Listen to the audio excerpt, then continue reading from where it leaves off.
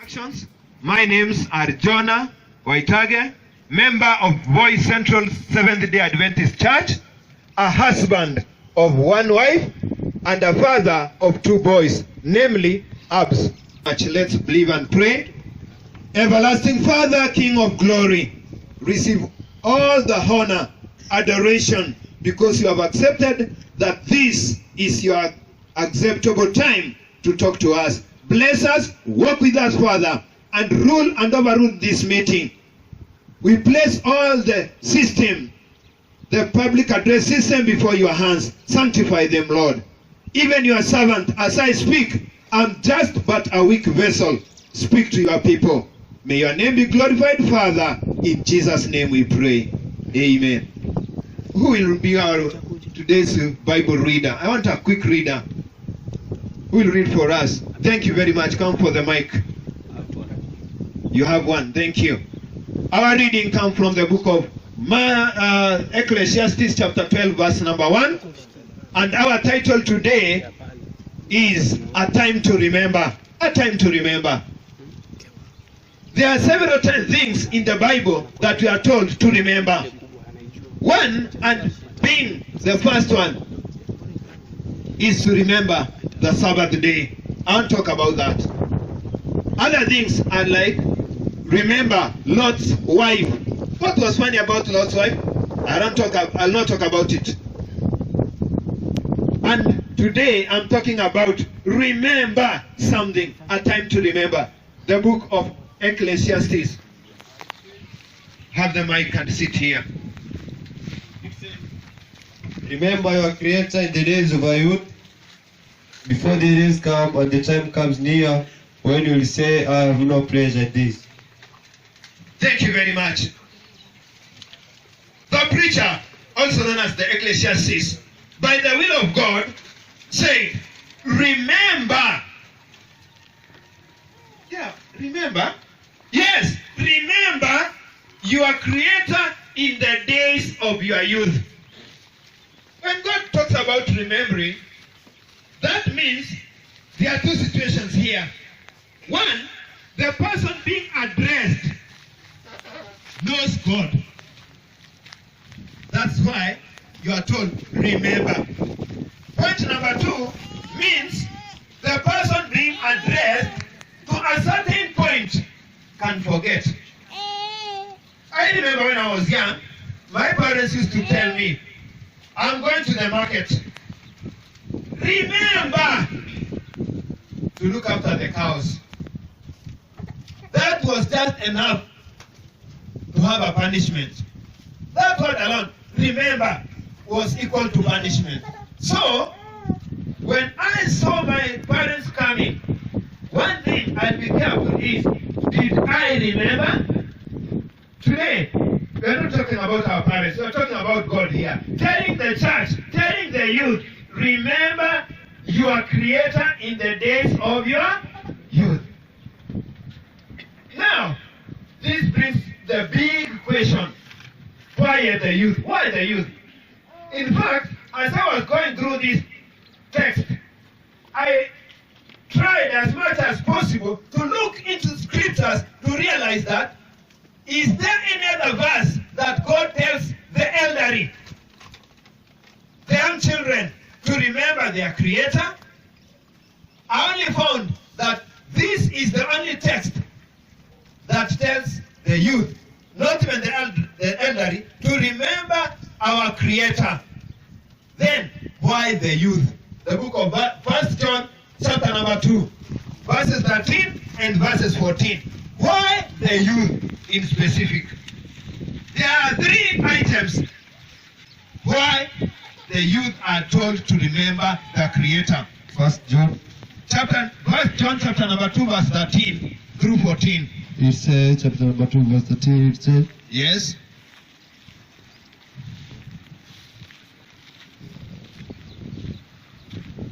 I am writing to you, fathers, because you know him who is from the beginning. I am writing to you, young men, because you have overcome the evil one. I write to you, children, because you know the Father. Verses 14. It says 14. I write to you, fathers, because you know him who is from the beginning. I write to you, young men, because you are strong, and the word of God abides in you, and you have overcome the evil one. Thank you very much. The Revised Standard Version puts it this way. I write to you. Blah, blah, blah. I write to you. Now, let me use the King James Version. I have written to you. That's good. Now, I'm writing. Now, let's put it this way. It is already written. Now, the Apostle John, talking to the church, said, I have written to you. Okay, let me leave alone the section of children and the elderly. Now, let's talk about the youth. Point number 1, he says, I have written to you, young men, for you have overcome the wicked one. Because you have overcome the wicked one. Because I have to say, I have written to you, young men, because you are strong and the word of the Lord abides in you, and you have overcome the wicked one. Now, let's break all these issues into 3 topics. Number 1, why the youth is because youth have overcome the devil, the evil one, in all aspects. John is telling us that I have written to you, young men, because you have overcome the wicked one. So point number 1, why is it the youth? Because they are overcomers. Praise God. Why are we told to remember our Creator in the days of our youth? Because we are overcomers of the devil. Point number 2, God tells us through the Apostle John. Why is he writing to the youth? Because we are strong. Praise the Lord. I have written to you because you are strong. That is the word of the Lord. We are strong enough. We are strong intellectually. We are strong morally. We are strong physically. That's why the Bible says, I have written to you because you are strong. Point number 3. Why the youth? It is because the Lord's word, God's word, abide in us. The Apostle Paul says, I have written to you, young men, because the word of the Lord abides in you. Recently in our church, I ever had one member trying to challenge the church about the memory text. I realized that the young people can memorize a lot of scriptures. If you ask our old men and mamas, they'll tell you, I know only maybe two verses. I know John 3:16, God so loved the world, blah blah. I know maybe John 1:1, in the beginning there was word, and that's all. But the young men, these young minds, I'm also perplexed that these days the devil is trying to take that mind of the youth, such that if you can tell a youth to give you a lineup, maybe of a Premier League, say for example, okay, Premier League, English League, whatever, tell somebody here, give me a list of all the players and the substitutes of Man U. I can. Imagine, somebody will tell you even those in reserve. But if you tell somebody, the book of Zechariah in the Bible is between which book? I am even sorry. I want to ask that because you might laugh to somebody, which I don't want. We are perplexed. The things that we ought to be doing, we are doing the negative. The Bible says why the youth are told to remember the Creator in the days of their youth is because of 3 reasons. Number 1, I said, because we are overcomers of the devil. Point number 2, we are strong. Point number 3, the word of the Lord abides in us. but there is problem, If you don't remember your youth, in the days of your youth, there are bad times coming. Bad times. The book of John chapter 21 verses 18. Which are those bad times? Other version says, before the evil days come, when you say, I have no pleasure in this. Which are these evil days? Which are these bad days? 21. John chapter 21 verses number 18. It says, number 18, Truly, truly I say to you, when you were young, you guided yourself and walked where you were old. This is Jesus speaking here. He is telling Peter, when you are young, when you are a youth. I remember when I was a youth, I used to hand walk from goal to goal. I bet that nowadays I can actually hand walk at least a quarter of the field. But when I was younger, I used to hand walk from one goal to another. What am I saying? Jesus is speaking to Peter now.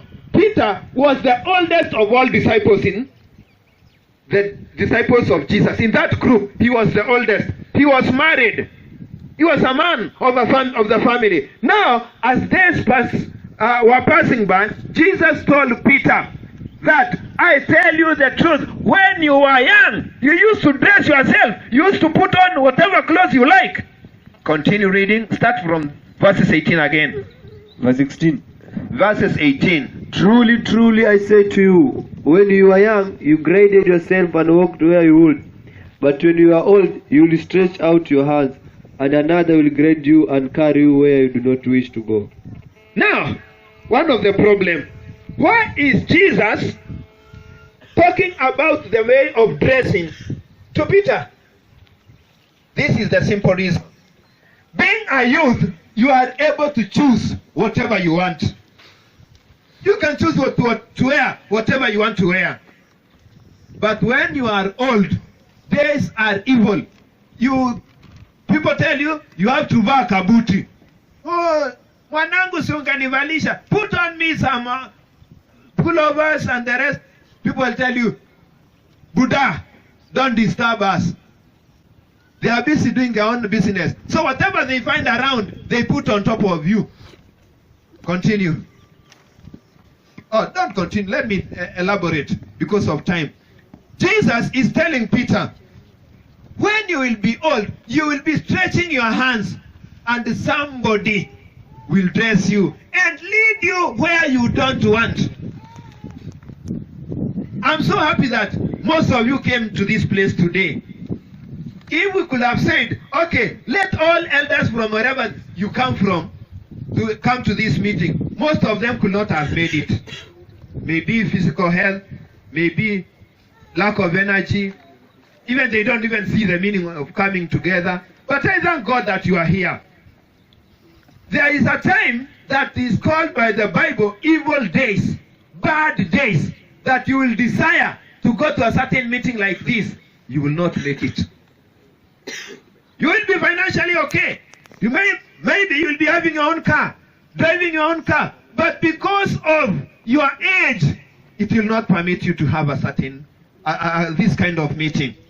But God today is telling you to remember your Creator before those bad days come. Right now, you can wear your good, like those from TTU, those ladies. Men, umewaibisha sana. Si hata nyinyi mngeshona kasuti kidogo. You will be wearing good clothes, marching around as a youth. But those times are coming when even sometimes you wear your dress front side, you wear it to back side, and back side to front side. You will be wearing your clothes inside out, and nobody cares to tell you.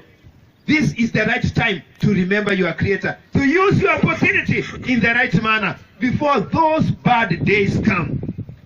I was talking about something to remember, and then I remember there is this remember word. Does it mean we can forget? Yes, we can forget. How?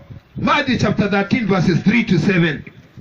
This is an elaboration of how Christian youth can forget their God. That's why the Bible says, remember your Creator. I'm not even surprised that today we are coming to worship God. There are those people who did not come to worship. They came to socialize. That's not bad. Some of you came even to meet new friends. Okay, that's okay. Some of you came just to get out stress of your school. So you came here to ease your stress because you have heard that people are going for an out. You just came for an outing. That's not bad. But those are misplaced priorities. You could have done them elsewhere. But today, remember your Creator in the days of youth. This is a parable Jesus is giving in the book of Matthew chapter 13, verses 3 to 7, about the parable of the sower who went to sow some seeds. Read for us very fast. And he told them many things in parables, saying, a sower went out to sow, and as he sowed, some seeds fell along the path, and the birds came and devoured them. Other seeds fell on rock ground where they had not much soil, and immediately they sprang out, since they had no depth of soil.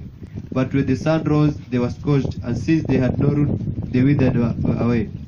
Other seeds fell upon thorns, and the thorns grew up, choked them. Other seeds fell on good soil and brought forth grain, some 100-fold, some 60, some 30. He who has ears, let him hear. Thank you very much. He who has an ear, let him or her hear. What does that mean? There are 4 classes of youth. 4 classes. I want to talk about class 4, the 4th class, which is the good seed, which bear others 30, others 60, and others 100. I want to talk about that. I want to talk about the 3 other classes.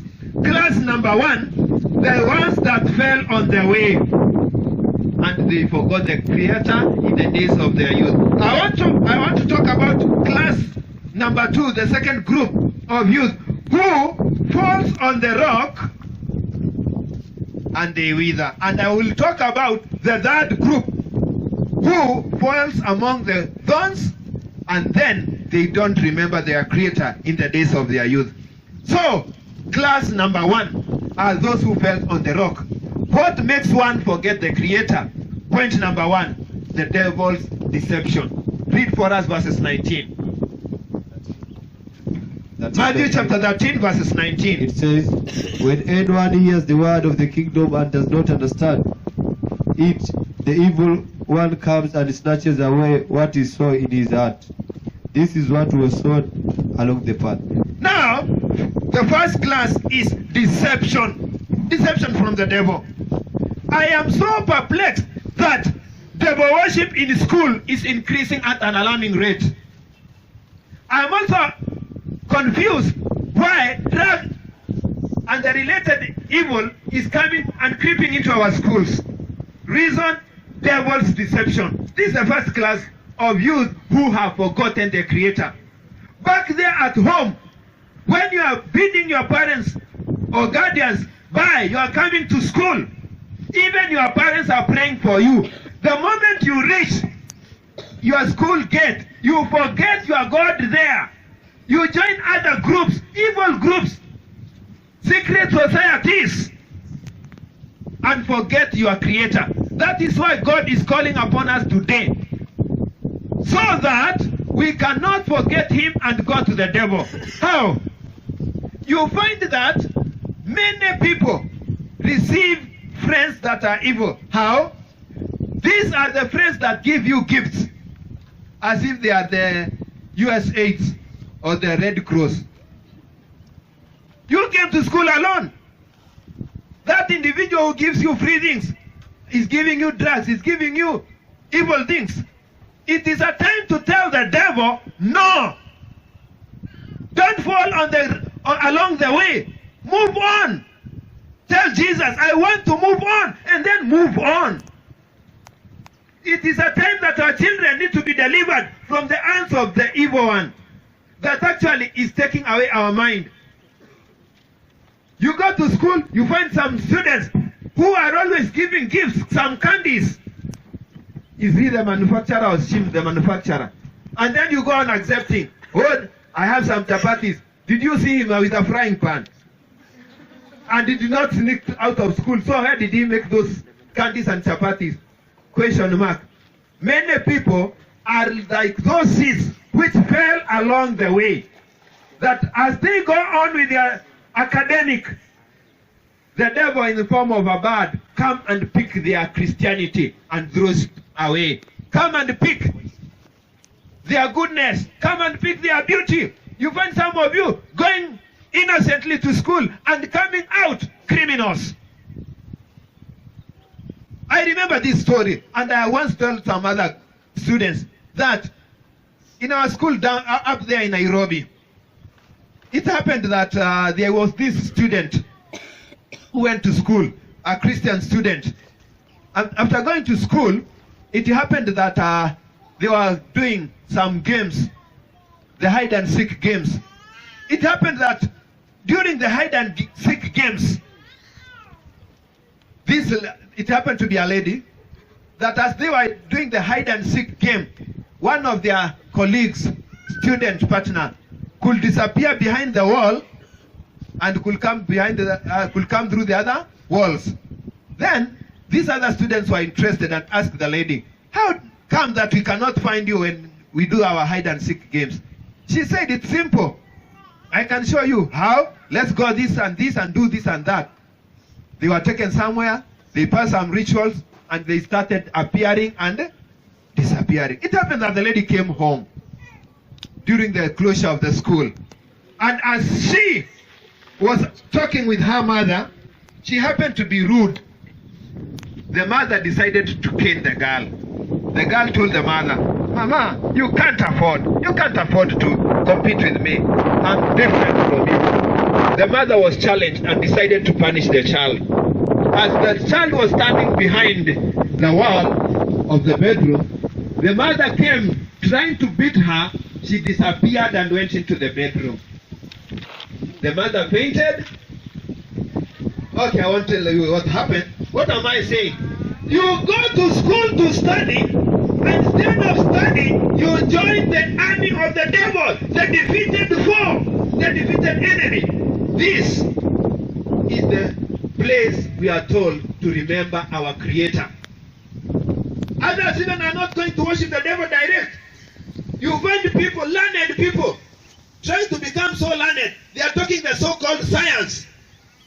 Science which was just started the other day. Somebody is telling me I'm a scientist. I just believe in evolution. Were you there when evolution was done? Was the writer, that writer, was there? Was he there when that evolution was? In fact, I work with the animals. I have never seen one single animal, namely an ape or a baboon, evolving into human being. I've never seen, not even had in the so-called history in Kenya. We have a lot of baboons, chimpanzees, and the rest in the world. Which park in the world have you had that 10 chimpanzees came and started working in the office because they have evolved? Recently, I've heard this guy called Harrison Mumia. He started a group in Kenya called Atheist Group in Kenya. And he went ahead and registered. And then he went ahead to say, I studied computer science and discovered that there is no God. Foolish! You study about computer, then you tell me there is no God. If there is a computer, there is a designer. If there is a computer, there is a what? Designer. If there is a computer, there is a programmer. How come you tell me that there is a computer and there is no programmer? If you study about something called chlorophyll, just chlorophyll, it's about the leaves making their own what? How come that the leaves make their own food through soil? Now, if they are clever, or if you are clever than the leaves, take today this soil and make your own food and make some chapatis and githeris. Then we will see who is clever. Plants, look at the solar system. I've never seen the sun rising from west and going to the east because it is just by chance. It happened that it is there by chance. I've never seen. I've been waiting one day to wake up and realize that now the sun is rising from west, going to east. I've never seen. I have waited for this boy river down here. I've been going there during the rainy season to see that one day water now will be coming from Mombasa going upwards to Undani. I've never seen that. Why is it not going upward? Because it is by chance. That is a failure of science. That means there is a designer. Praise God. There is God who designed these things. I've never seen a tree growing from top, going downwards. I've seen them growing from down, going upward. And even the science should tell us that there is a gravitational pull. Therefore, leaves should grow from up, going down because of gravitational pull. That means there is a designer. Science is going to come and cheat us in a way that the devil will catch us. There are these other religious sects that people are following. The youth are running to another religion, very common religion, called football. When youth are worshipping, you find somebody saying, my team was defeated. Somebody hangs or him or herself because of his God football. His team, God, has been defeated. We should come out of that. Remember your Creator in the days of your youth. Point number two, verses 20 and 21. We are reading Matthew chapter 13, verses 20 and 21.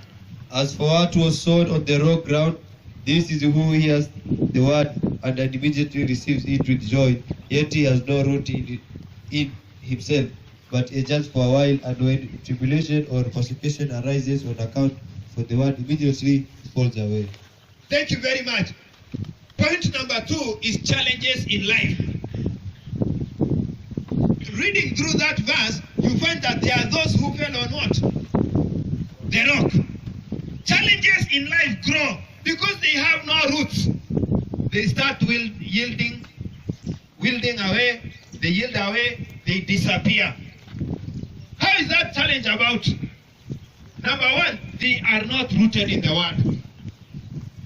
If you are not rooted in the word as youth, somebody can tell you and predict for you which bet will win, but cannot tell you which verse or what word follows John 3:16. For God so loved the world that he gave his only begotten Son, that whoever believes in him shall not perish, but have everlasting life. Then the next word says what? Nobody knows, but we know which team will play tomorrow. There are challenges in life. We are not solidly grounded in the word. We are grounded in football, we are grounded in betting, we are grounded in classwork. Look at this. Some people, even the poverty itself, poverty can become their rock. They are not grounded in the word of God, they are grounded in their poverty. When they look at their home, there is nothing good. Actually, it is solid, bare rock. You can even imagine, you own even just one pair of uniform. You don't have something to change. It is tattered. You don't even have enough money to take it to the tailor, who makes with about 10 or 20 shillings. You just have that, borrowed a needle and some string. You sew it yourself. You are total poverty. Your shoe, down there, it is divided into like a map of Africa. Just down there, wherever it rains, you start meditating. Where will I pass? Why? Because water will start chipping into your legs. What am I talking about? Even poverty can make some people rot, and then they forget their Creator. Some illnesses can come and challenge you to a point that whenever you start, you open your revision books, you open your exams, whatever you want to do in class, your head starts aching, your stomach starts rumbling, you have some illnesses. Sometimes when you don't attend your classes, you ask yourself, I'm in the rock. You start forgetting your God. You start lamenting, God, why is sister so and so? Why is brother so and so energetic and is not a Christian? It means there is no God. You start forgetting God because you are in the rock. Let me tell you this. Remember your Creator, and your Creator will remember you. I remember this young girl up there in Ethiopia. After some evangelistic meetings, there are these 7 people who repented and actually were baptized. And among the 7 people, no one knew how to read or write except a standard 5 girl who happens to go to school in a far region. It happened that this particular Friday, as usual, she had gone to classes. But due to the nature of the lessons that the teacher was targeting, the teacher decided to extend a little bit that evening. So, The lady did not go home as usual at 5, but she had to extend up to 6. And there was no formal road to pass through. It was just some path along some bushes, along some thickets, along some forest. And she had to go there for close to 2 hours. So every day she used to come out of class at 5, start going home for 2 hours. By the time 2 hours is over, she's past the dark forest. It happened that this material day, this lady, after getting out of class at 5, she realized I am late exactly 1 hour and I have to transverse through the forest, I alone. What did she decide to do? She started running. She ran as fast as her feet could carry her.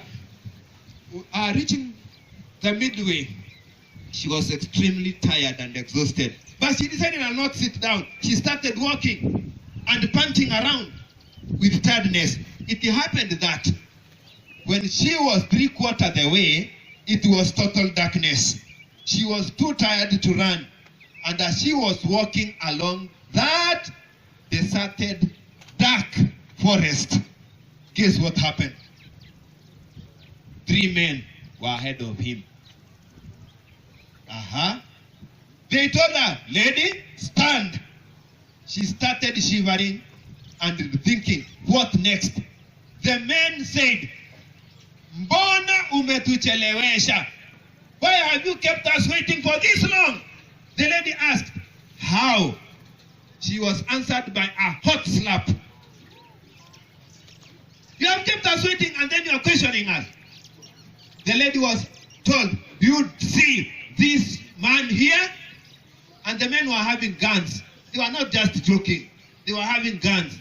The lady was told, do you see this man standing around us? Yes. This is your husband from, not today, from now. So, move. She was hauled by these 3 men and dragged into the thickets. Now, it happened that they went up to a certain clearing inside the bush. And then the lady said, okay, man, I have agreed to become his wife. But allow me 1 what? Minute to ask permission from the one we are working with. From the one working with me, I have to ask permission so that I can be your wife. Guess what? The men were ready to shoot any person appearing. So, making their guns ready, they tell the lady, lady, go ahead, ask that person permission. These guys were ready to shoot and kill. It happened that the lady knelt down and prayed only 2 prayers. She said, Lord, I have served you faithfully. That was the prayer number 1. Prayer number 2, she said, Lord, it is time for you to serve me. Before she ended her prayer, 3 big lions roared from a meter away and jumped into the scene. Before the men could recognize what is happening, everyone was telling his feet, please my feet, carry me from this place as far as possible. Everybody left his gun there and disappeared to the thickets. The only thing the lady could hear was the roaring of the lions. The lions roared around and covered the lady, facing all the 3 directions. The lady stood in between, not knowing what to do. The lady stood, the lions roared until they kept quiet and started looking around. Because there was some sort of light from a rising moon, the lady could see the lions just moving around her and looking where those men had disappeared. The lady, when she was tired standing, decided to sit down. After sitting down, she got some sleep and slept until morning. Now, don't bother what happened next, but what am I saying? Sometimes you reach in the rock, you fall in the rock.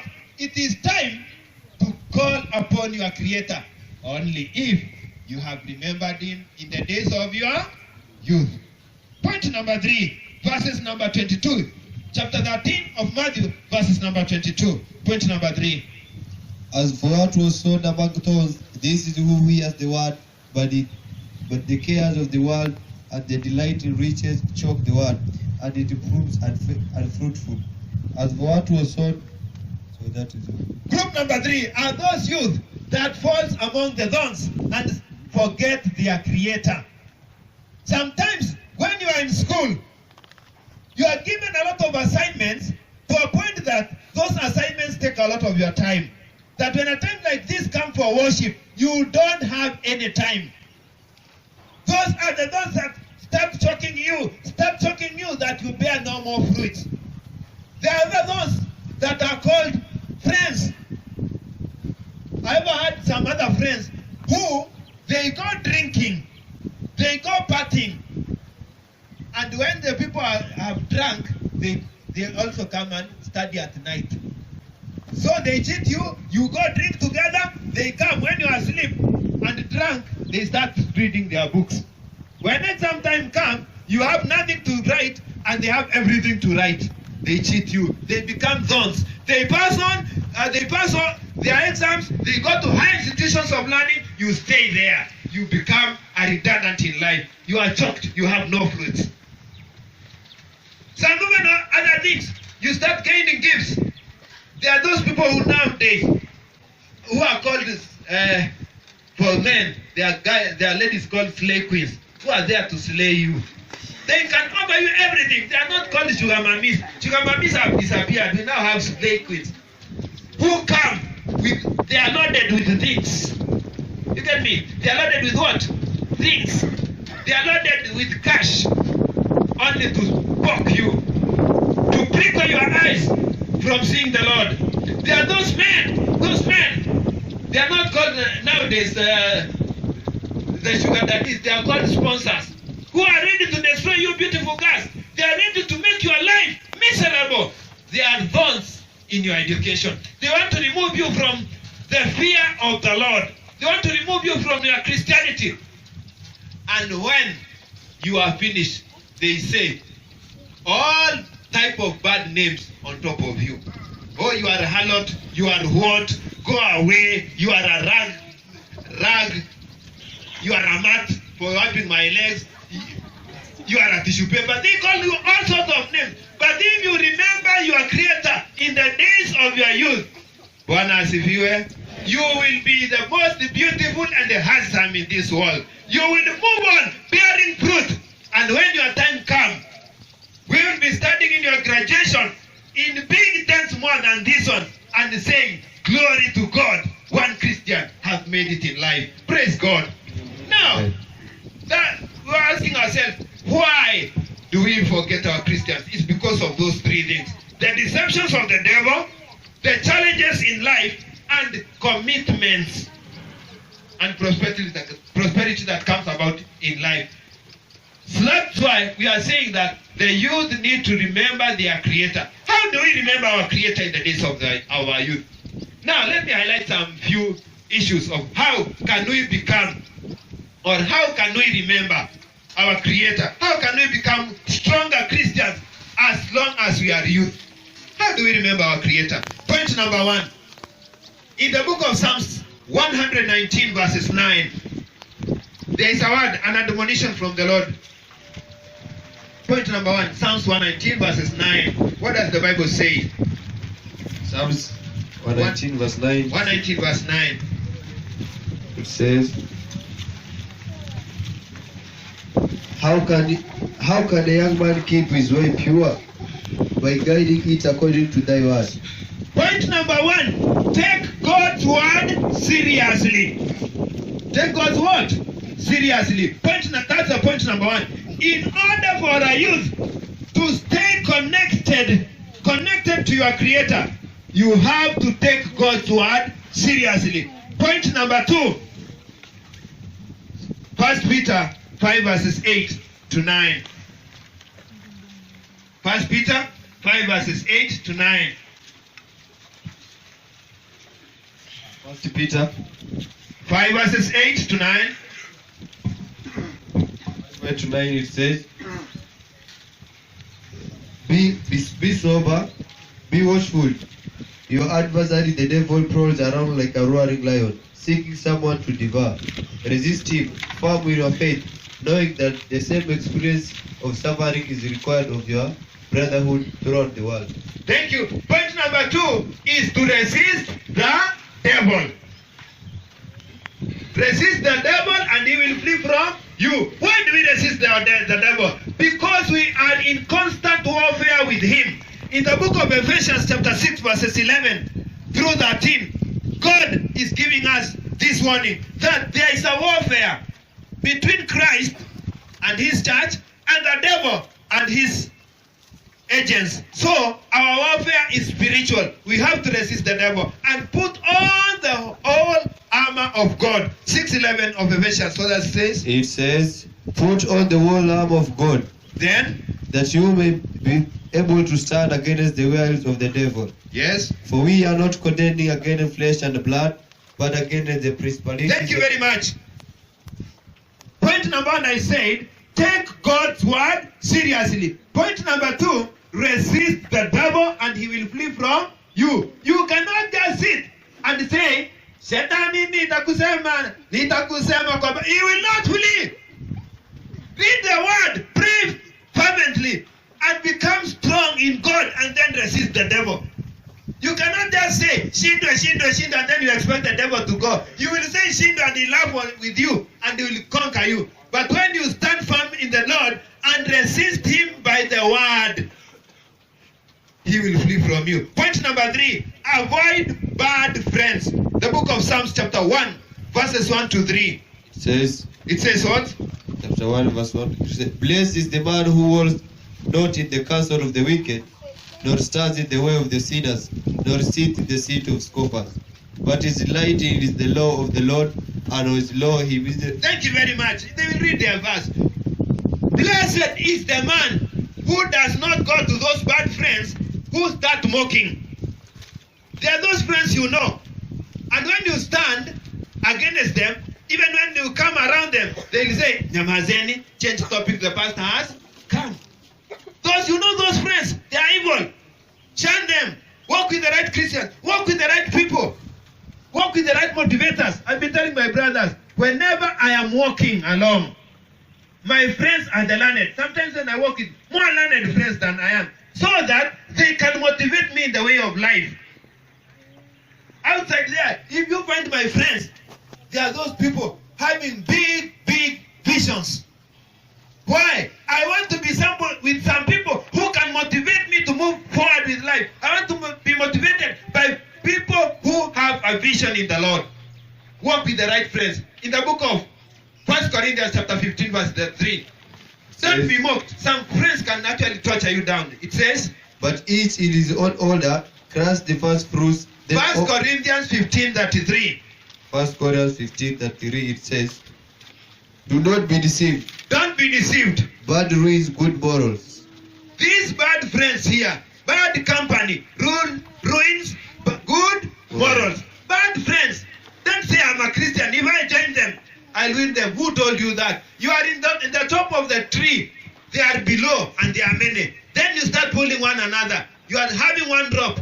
You are pulling them upward. They are pulling you down. Ask yourself who will go. Will you pull them upwards or will they pull you downwards? They'll actually definitely pull you down. They'll corrupt your morals. You are a good person. You end up becoming evil. Number 4. Point number 4. How we should do to act in order to remember our Creator is to pray like nobody's business. Pray like nobody's business. The book of Matthew, chapter 26, verses 41. 26:41. It says 26:41. "Watch and pray that you may not enter into temptation."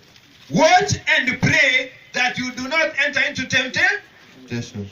Sometimes I have problem with some Christian individuals. When the Bible says pray and watch, you pray as if you are being chased. Let me make these announcements today that all 100 meters prayers, I have nullified them today. All 100 meters prayers, I have nullified them today, that they are useless. What do I mean by 100 meters prayer? I mean those prayers that you say, on your marks, set, and go. Those are the type of prayers you say, God bless this food in Jesus. Where are you running? It is time to remove those prayers. There are those prayers you pray. At tumeingia kwa gari, God, as we traveling, give us journey mercies. If you are dead, pray well. Don't start running. Let me highlight this story here. I love this story. There was a certain lady in our home that she was traveling. Those days there were no borders like today. So people were using barefoot too. They were walking long distances. It happened that this lady, as the evening approached, as the darkness was hovering over, the lady saw some light in some thickets and decided to go there, maybe and spend a night there, so that tomorrow she'll continue that journey. It happened that when she arrived there, it was a young person, a young man was living there in that house. She welcomed the lady, welcome. The guy told the lady, feel free. She dashed around to the canteen. She bought some few nyamas, kakwata there.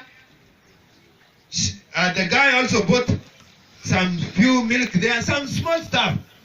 The guy came back quickly, made some tea.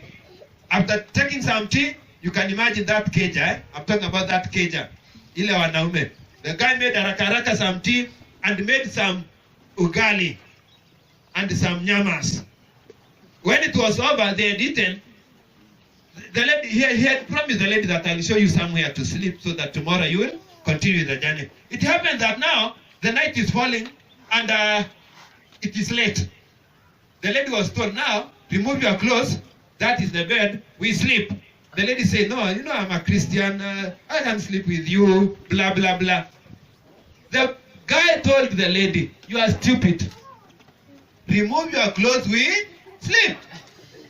As the lady persisted, the man told him, now let us be serious here. When you came to my house, you are not a Christian. When you took my tea, you are not a Christian. When you ate my meat, you are not a what? How come that it is a matter of now sleeping, you become a Christian? You actually know what I mean. When you came to my house, you did not pray. When I offered you my tea, you did not pray for the tea. How did I know that you are a Christian? When I gave you food, my meat, you did not pray for the meat. You just ate. How do I know that you are a Christian? You are not a Christian. So, what happened? Will you defend yourself? Will you start saying, okay, let me go back outside, then come in, then say, let us pray? Will you now recook the tea again, then I'll say, let us pray for the tea? No, it was too late. What am I saying? 1 Thessalonians 4 verse 17. It says, 5 verse 17. 5 verse 17. 5:17. Yes. It says, pray constantly, give thanks in all circumstances, for this is the will of God. The Revised Standard says, pray constantly. The King James says, pray without ceasing. Pray without stopping. And there's this other verse in Matthew that was saying, watch and pray. Kiswahili says, kesheni na. The problem with Christians is misinterpretation. You find somebody saying, the Bible says, kesheni muombe. You find somebody going to church from saa moja usiku to saa moja asubuhi ati nilikuwa kwa kesha. Look at you. That is not kesha that Jesus is telling you. You have to be on look, alert in the word of God. Alert always in prayer. Whichever time you are in, even the day, you can kesha even in the day by being alert, because the devil is there and wants to kill you. As a youth, you are energetic and you need to overcome the devil. So, pray without stopping. But the time comes that we need to pray seriously. I won't take much of the time, but let me tell you this story about prayer. There's these two young men that were walking along, and they came to a certain house, and they were welcomed for a meal by one old man. When they were welcomed for a meal, the other brother told his friend, and please, those long prayers of yours, kindly hold them. Pray for food, those long prayers we will pray afterward. Please be short and precise. I am what? I'm hungry and God has given us food.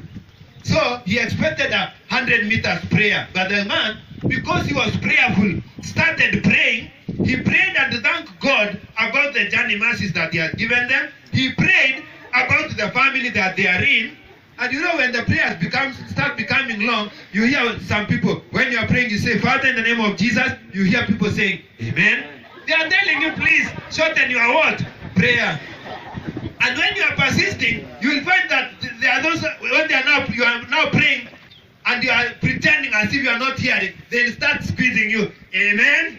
And start squeezing you to tell you that please summarize your prayer. Actually, the brother prayed.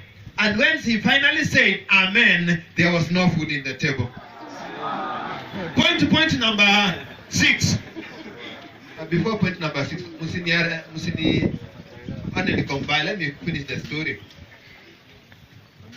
The man complained. Now you see your prayers, you see what it has costed us. I told you, long prayers like Pharisees do not help. Do you see you Pharisee now? Look at how you are now. No food. Do you think we will start begging the man to cook for us again? Ah, you are a bad guy. And I'm telling you, you are like Pharisee. All these prayers, blah, blah, blah. All this for what? And as he was still babbling and complaining, the owner of the house came in and said, man, you are truly people of God. Then they kept their pace. What? You are really men of God. You prayed. I had poisoned your food. And as you are praying, my dogs saw that the food was in the table and nobody is bothering them. They came, took the food, ate them. Here at the place down here. And my dogs are already dead outside there. All of them, my 4 big dogs are dead because I had poisoned you. Forgive me and ask your God whom you have been praying to forgive me. If you are the one who was babbling and complaining, what would you have done? Point number 6. I'm winding up. Point number 6. Count your days. You will not be young forever. Count your days. You will not remain young. Although I might look maybe your age mate there, but I'm not as young as you are. I'm even double of some of your ages. I don't like asking what is your age, but I'm double. I'm double and even plus of him. You did not hear what he said. I'm saying this. Count your days.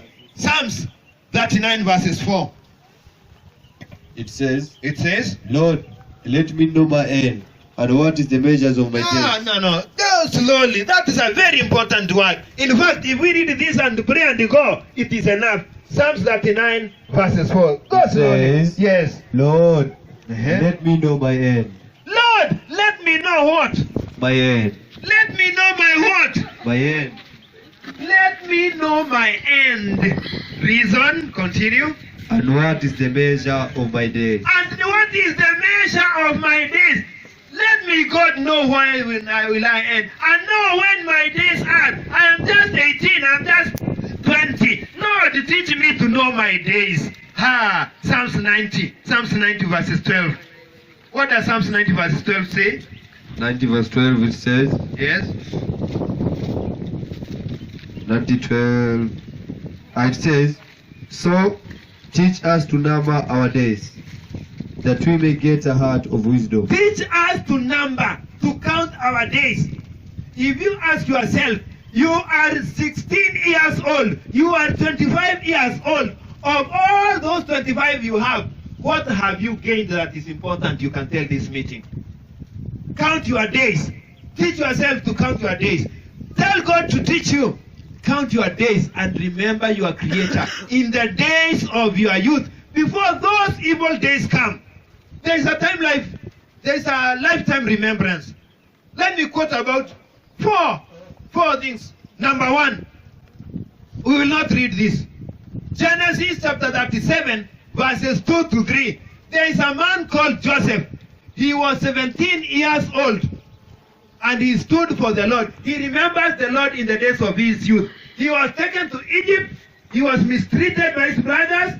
He was mistreated in prison. But finally, he became the prime minister at the age of 30 years. For 13 good years under humiliation, he did not forget God. Reason? He remembered God in the days of his youth. 4 guys in Babylon in the book of Daniel. Okay, you read I said Genesis chapter 37 verses 2 to 3 and Genesis chapter 41 verses 46, which says, and Joseph was 30 years when he stood before Pharaoh. Now, there are 3 guys who are taken to Babylon. In Daniel chapter 1 verses 6, their names are Daniel, Azariah, Mishael, and Ananiah. When they reached Babylon, they were renamed after the gods of Babylonians. Daniel was called Belteshazzar. Azariah, Mishael, and Ananiah were called Shadrach, Meshach, and Abednego. These guys had remembered their God in the days of their youth, that when they reached Babylon, still as youth, they were able to stand against appetite. There are many people today, when they are taken to dignitaries, you will find them saying, I'm taking a little wine to soothe my stomach after eating, or to rinse down my throat. Some of you, when you will start eating bad things, when you are subjected to appetite. Reason? You don't remember your creator, you are moved by appetite. Naaman's maid, all the way, he was taken from Israel to Syria, a young girl of about age 12, because he remembered God in the days of his youth. 2 Kings chapter 5 verses 2 to 4. Because he remembered God in the days of his youthness, he was able to remember and narrate the God he worshipped to the king's commander, namely Naaman, and he was able to be healed because of that lady. Today, in the book of Lamentation, read for us Lamentation chapter 3 verses 27. There are other issues that we pass through. You can say, oh man of God, you know, our days are not like the days of Joseph. We have a lot of technologies. We have a lot of calm with space. We have a lot of sponsors around. How can I resist? Those are the burdens that we have today. Lamentation 3 verses 27. What does the word say? Lamentation 3. Yes.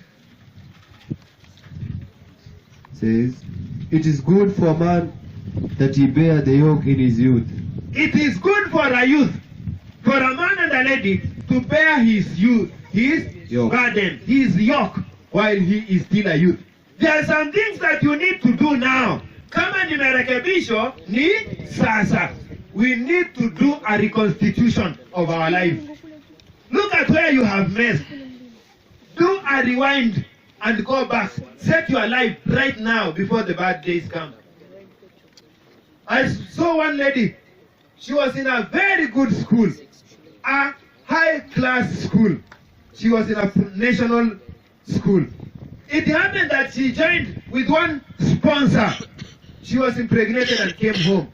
After rearing the child, 2 years later, she decided I had to go to school. There was no more money because her siblings had already consumed all the money. Her time had gone. She started weeping and saying, oh, I wish I knew I could have reconstituted my life long time ago. Lest you forget this. In the book of Ecclesiastes chapter 11 verse 9, allow me to read because of this time. Ecclesiastes chapter 11 verses 9, it says, rejoice, O young man, in thy youth. Let thy heart cheer in the days of the youth, and walk in the ways of thine heart, in the sight of your eyes. But what? But know this, that in all things God will bring judgment upon those things. We might be talking to you that remember the Creator, your Creator in the days of your youth. You're saying, no, let me enjoy Maisha. Okay, enjoy it. Oh, wacha nifanye nini? Nifanye mambo zangu. Do it. If it is club, go dance. Dance kabisa. Dance ya kwenda juu, dance ya kwenda chini. But remember, God will bring punishment. If it is wearing bad things, wear them. You can even walk naked. Who cares? But remember, God will bring punishment upon you. Come on, the boyfriend, you can even have 25. Don't have one, have 25. But remember, God is bringing judgment upon you.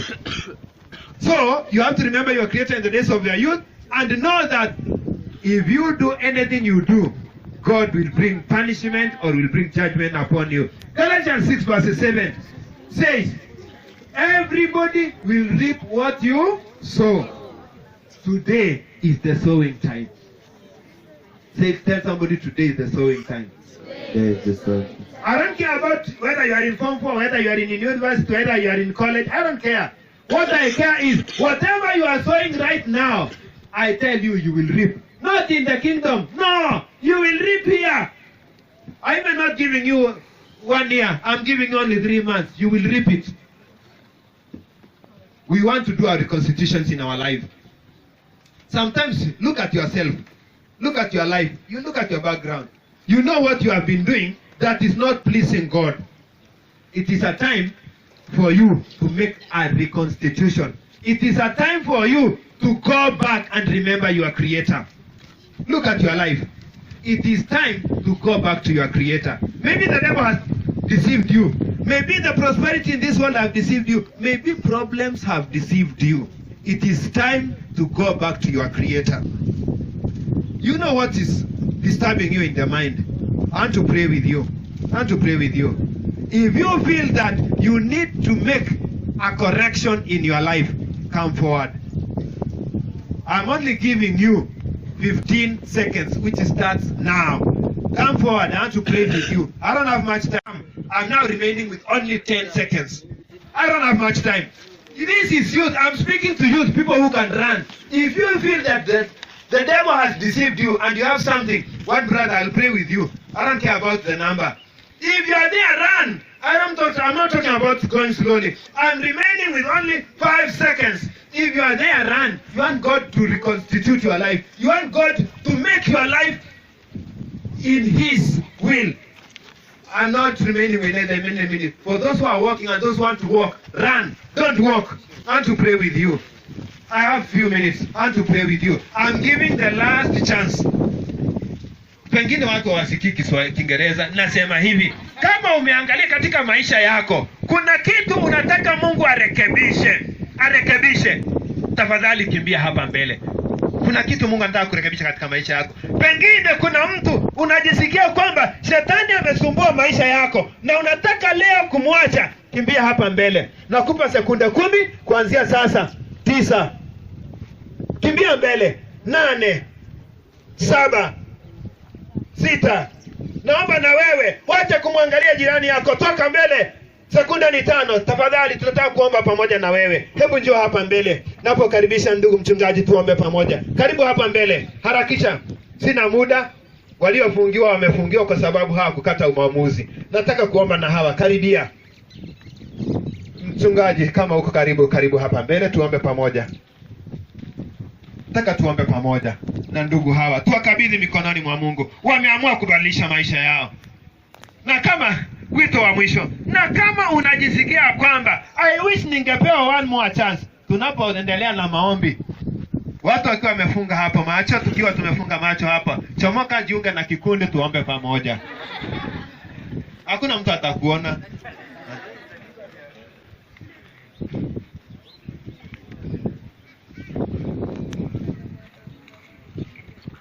Nimekumbushwa kitu kizuri sana.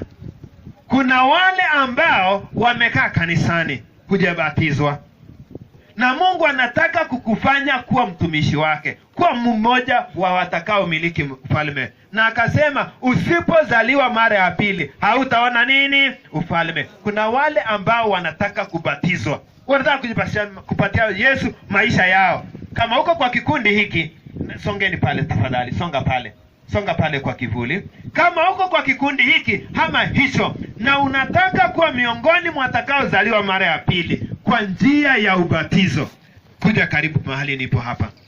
Wale wanahitaji ubatizo, hujui siku ni lipi, hujui siku ambayo maisha yako yatafika kikomo ni ipi, na hujui siku Yesu atakapokuja ni wakati wako wa kuzaliwa mara ya pili.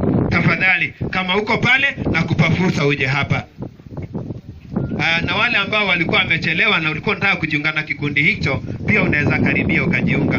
Mchungaji, karibisha hao wanaotaka ubatizo. Kama uko kwa hiyo group, join this. And if you are still there and you have not joined this group, there is time as we wait for those who are trying to give their life to Jesus for a new birth.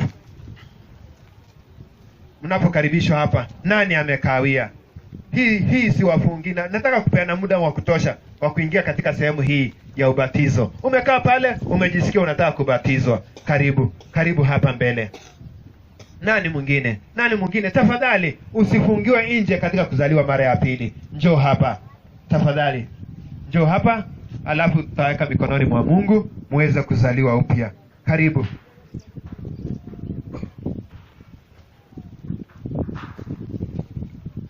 Alafu baada ya wote kuombewa, hawa wanaotaka kubatizwa mtabaki hapa.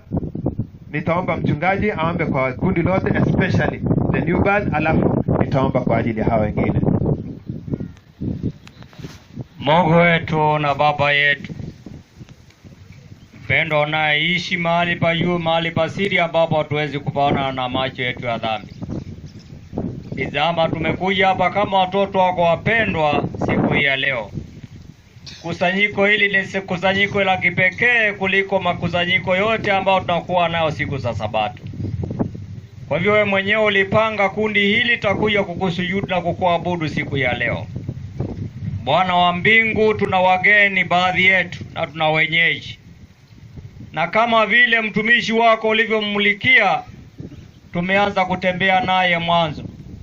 Kuna wageni ambao wamekuja kuchungulia. Kuna wale ambao wamechokeshwa na masomo, badala kulala darasani wakaona kwamba wajiunge na sisi. Na baadhi yao kuna wale ambao wamekuja kutafuta uzima wa milele.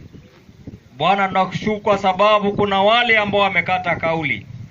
Na hata na hakika kwamba kama unaweza teremuka siku ya leo, kundi hili kuna wengine wanaweza kubaki, lakini wao wameamua kwamba ukiondokea sasa hivi wanaenda mbinguni.